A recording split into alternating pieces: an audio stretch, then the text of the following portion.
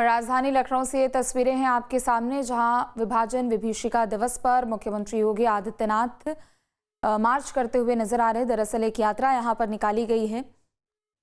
तो ये तस्वीरें हैं आपके सामने, मौन पदयात्रा ये निकाली गई है, जिसमें मुख्यमंत्री योगी आदित्यनाथ प्रदेश के दूसरे मंत्रियों के साथ इस यात्रा में मौजूद हैं। तस्वीरें आपके सामने। बता दें कि विभाजन विभीषिका दिवस पर इस मौन पदयात्रा का आयोजन किया जा रहा है। हालांकि कई कार्यक्रम भी इसमें होने वाले हैं। लघु फिल्म का विमोचन यहां पर होगा। मुख्यमंत्री योगी आदित्यनाथ डॉक्यूमेंट्री मूवी देखते हुए भी नजर आएंगे, लेकिन ठीक उससे पहले ये मौन पदयात्रा निकाली गई है। सभी शहीदों को आज एक तरीके से नमन किया जा रहा है और मौन व्रत धारण कर ये पदयात्रा निकाली गई है, जिसमें मुख्यमंत्री योगी आदित्यनाथ शामिल है। तो दो तस्वीरें हैं आपके सामने। एक तरफ ये मौन पदयात्रा की तस्वीर है, जिसमें हाथों में तख्तियां लेकर मुख्यमंत्री योगी आदित्यनाथ हो। दूसरी तरफ यूपी के डिप्टी सीएम ब्रजेश पाठक की बात करें, वो भी आपको तस्वीरों में नजर आ रहे हैं। तो एक एक करके तमाम यहाँ पर लोग पदयात्रा में शामिल होते हुए नजर आ रहे हैं। और दूसरी तरफ जहां मुख्यमंत्री योगी आदित्यनाथ माल्यार्पण करते हुए आज विभाजन विभीषिका दिवस पर सभी स्वतंत्रता सेनानियों को भी याद करते हुए नजर आ रहे हैं। और ये तस्वीरें जहां पर नमन करते हुए मुख्यमंत्री योगी आदित्यनाथ, डिप्टी सीएम ब्रजेश पाठक।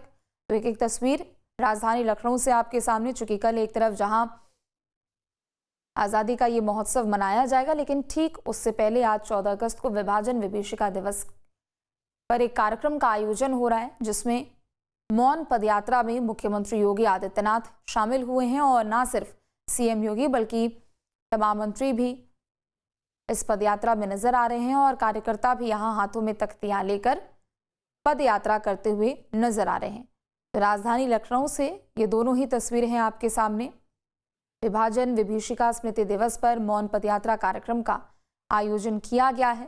सभी शहीदों को आज के दिन याद किया जा रहा है, जिनके बलिदान की वजह से देश को आज़ादी मिली, देश को स्वतंत्रता मिली। और इसी वजह से आज विभाजन विभीषिका स्मृति दिवस के अवसर पर उन सभी बलिदानियों को याद करने का दिन है। और ये तस्वीरें जहां पर मौन पदयात्रा के जरिए ये तस्वीरें जहां पर मुख्यमंत्री योगी आदित्यनाथ भी आपको नजर आ रहे हैं, डिप्टी सीएम ब्रजेश पाठक भी आपको तस्वीरों में नजर आ रहे हैं। तो राजधानी लखनऊ से ये तस्वीरें हैं आपके सामने।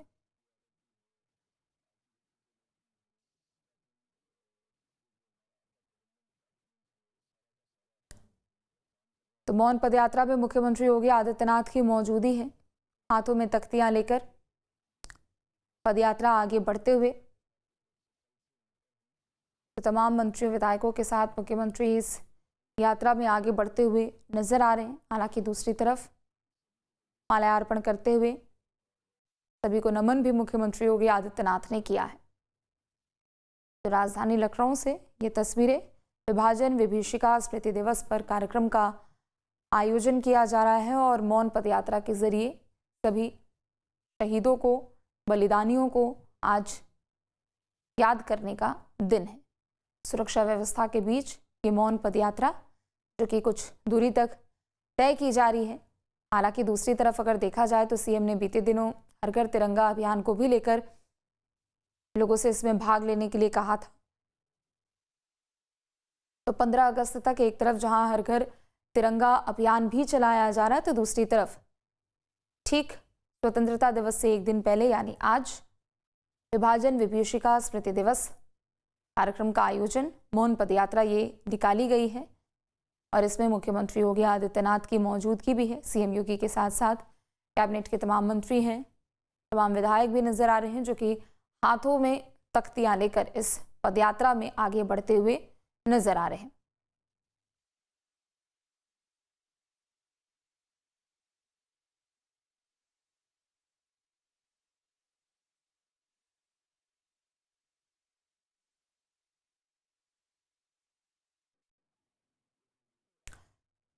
और आलोक हमारे साथ जुड़ चुके हैं ज्यादा जानकारी अपडेट के लिए। आलोक, देखिए तस्वीरें भी हम दिखा रहे हैं। एक तरफ जहां कल आज़ादी को लेकर तमाम कार्यक्रम का आयोजन किया जाएगा स्वतंत्रता दिवस को लेकर, लेकिन ठीक उससे पहले ये मौन पदयात्रा निकाली गई है। बिल्कुल, देखिए जो तस्वीरों में आप मुख्यमंत्री और साथ में उनके कैबिनेट के सहयोगी और जो राजधानी लखनऊ के विधायक या पदाधिकारी या मेयर है, ये सभी लोग शांति यात्रा में चल रहे हैं। मुख्यमंत्री मौन यात्रा ये आज सवेरे 9:30 से सरदार पटेल प्रतिमा से स्टार्ट हो शुरू होकर के धीरे धीरे करके लोक भवन की तरफ चल रही है और लोक भवन पे जाकर के ये मौन यात्रा खत्म होगी। विभाजन विभीषिका स्मृति दिवस 14 अगस्त को हर साल मनाया जा रहा है, इस बार भी मनाया जा रहा है और खासतौर पे उन परिवारों को, उन लोगों को याद किया जाता है या उनकी स्मृति में मनाया जाता है जो बंटवारे के समय पर कहीं ना कहीं उन्होंने अपनों को खोया, अपने परिवार वालों को खोया। तो ऐसे शहीदों को भी याद किया जाता है आज के इस दिन में।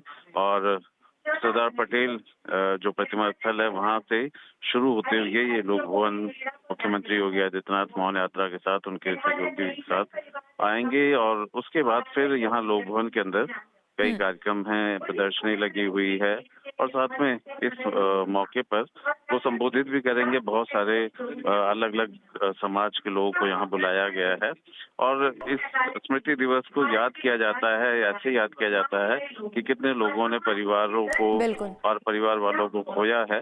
और ये लगातार एक ऐसा कार्यक्रम हो चुका है जो हर साल 14 अगस्त को मनाया जाता है। जी बिल्कुल, हालांकि अब तस्वीरें भी निकलकर सामने आ रही है और बताया ये भी जा रहा है आलोक कि अभी सीएम योगी यहाँ पर लघु फिल्म देखते हुए भी नजर आएंगे। लोक भवन की भी ये तस्वीरें हैं और प्रदर्शनी भी यहाँ पर अलग अलग विभागों की भी ओर से यहाँ पर लगाई गई है। चूंकि एक तरफ तो कल स्वतंत्रता दिवस है, लेकिन ठीक उससे पहले आज विभाजन विभीषिका दिवस पर ये प्रदर्शनी।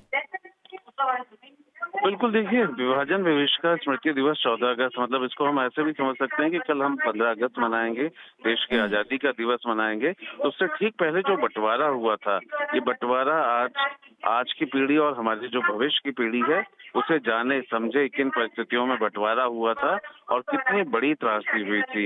ये ऐसी घटना है जो कि हमारे जो भविष्य के बच्चे हैं, जो हमारे आने वाले जिम्मेदार नागरिक होंगे, इन सबको याद रहे, उन्हें बताने की कोशिश। और मौन यात्रा भी उसी का एक सांकेतिक श्रद्धांजलि है। और साथ में आज जो लोक भवन में लघु फिल्म दिखाई जाएगी वो इसी स्मृति दिवस की पूरे के पूरे जो क्षणों में जिस तरह से हुआ था उनका एक लघु फिल्म और साथ में प्रदर्शनी, उस सब समय को याद करते हुए उनसे जुड़े हुए जो प्रदर्शनी के अंदर फोटो और कई तरह के ऐसे चित्र होंगे जो उन सब समय को याद दिलाते रहेंगे। और साथ में जब से 2017 से भारतीय जनता पार्टी की सरकार यहाँ बनी हुई है, उन्होंने इस तरह के पीड़ित परिवार जो कि बाहर से पाकिस्तान से या बांग्लादेश से लौट करके आए, उनको किस तरह से विस्थापित किया गया, किस तरह से उनको यहाँ पे नागरिकता के साथ साथ किस तरह से उनको जगह जमीन और घरौंदली भी दी गई, उनको अपना घर, उनके अपने जो लीज थे उन सबको खत्म करके उन्हें मालिक बनाया गया।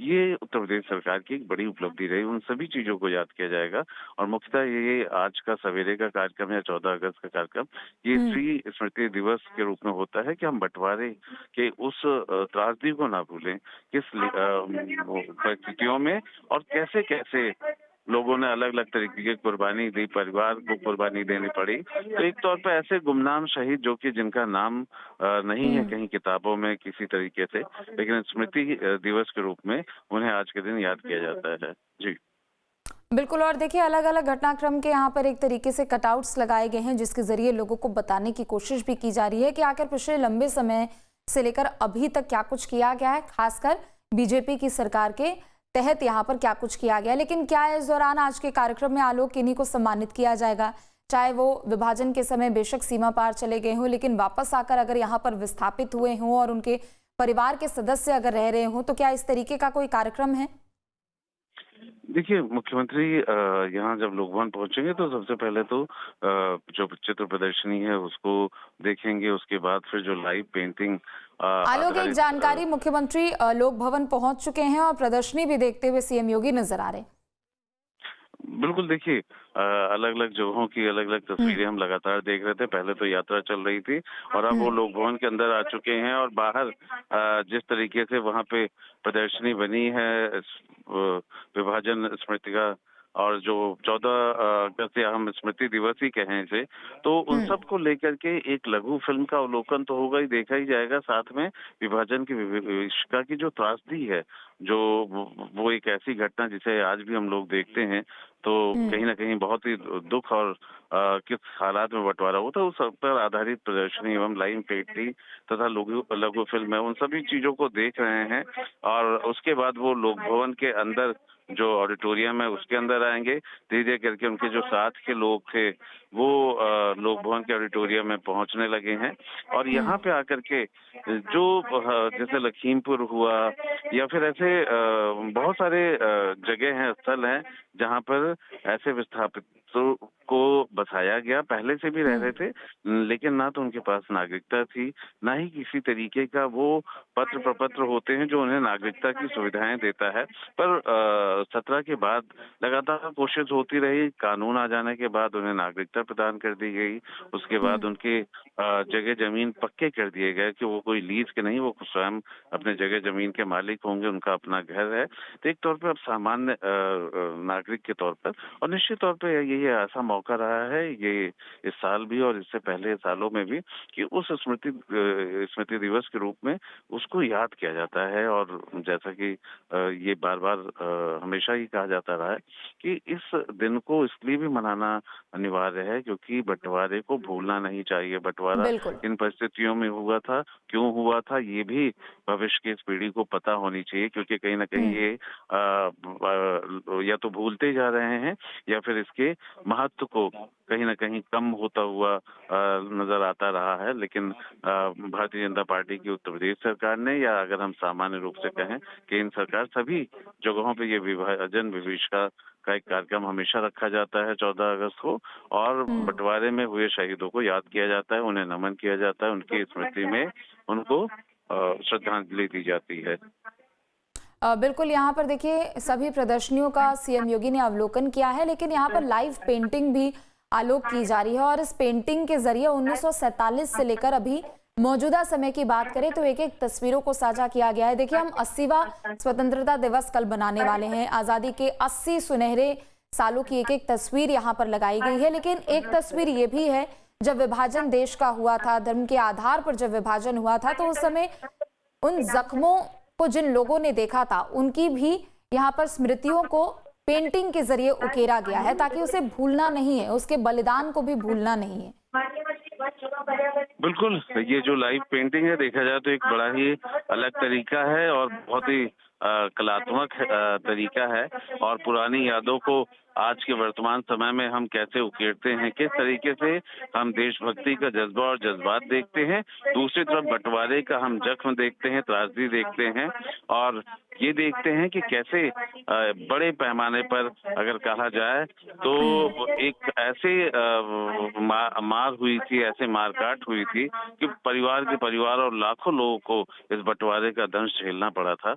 बंटवारा जो कि लोग अपने देश में आना चाह रहे थे, या बंटवारे के बाद उनकी विषम परिस्थितियों में उन्हें या तो पाकिस्तान से इस तरफ देश के अंदर आना था, लेकिन बहुत सारी ऐसी परिस्थितियां बनी कि वो आ नहीं पाया और फिर वो कभी नहीं आ पाए, या तो वो मारे गए और नहीं तो ऐसी परिस्थितियां रही। लेकिन जैसे जैसे कुछ आगे बढ़ती गई, और खास तौर पे देखिए मुख्यमंत्री अब लोक भवन के ऑडिटोरियम में आ गए हैं, और आप देखिए नारों के साथ किस तरह से कि 14 अगस्त की स्मृति दिवस को, विभाजन विभीषिका के इस मौके पर यही संदेश सरकार भी देना चाहती है कि हमें याद रखना होगा, हमें इस बंटवारे को याद रखना होगा, हमें उस वक्त जो मारकाट हुई थी और किस तरीके से विभाजन के वक्त बहुत बड़ी संख्या में परिवारों को खोना पड़ा था, इस बंटवारे की बहुत बड़ी कीमत खासतौर पे भारत ने चुकाई थी। और इस औचित्य को भी कहीं ना कहीं वो किया जाता है कि बंटवारे के समय का क्या औचित्य था और बंटवारे के समय कहाँ कहाँ चूक और गलतियां हुई थी, कितनों को हमने खोया था। और ऐसे में वो बहुत सारे लोग हैं जिन्हें सम्मानित किया जाता है, जो कि नागरिकता उन्होंने हासिल की, या अलग अलग समाज के लोग होते हैं। जैसे इस वक्त अलग अलग समाज, चाहे वो पंजाबी समाज हो, जैन समाज हो, जो आमतौर पे हम इन्हें अल्पसंख्यक भी कहते हैं। बिल्कुल। तो इन सब लोगों को याद किया जाता है और यही एक बड़ी उपलब्धि उत्तर प्रदेश सरकार की लगातार रही है कि इन्होंने ऐसे लोग जो कि पीड़ित पक्ष था, जो कि बहुत मुश्किल से यहाँ आकर के बसे, कई हजार लोग लखीमपुर की बात करें या पीलीभीत की बात करें, ये सब ऐसे इलाके रहे जहाँ पे विस्थापित तो हुए लेकिन इन्हें पूर्ण अधिकार नहीं मिला। कम से कम इस सरकार की कोशिशों से उन्हें नागरिकता मिली, उन्हें जगह जमीन और इस तरह की चीजों का जो नागरिक के मौलिक अधिकारों के रूप में उन्हें सब कुछ दिया गया।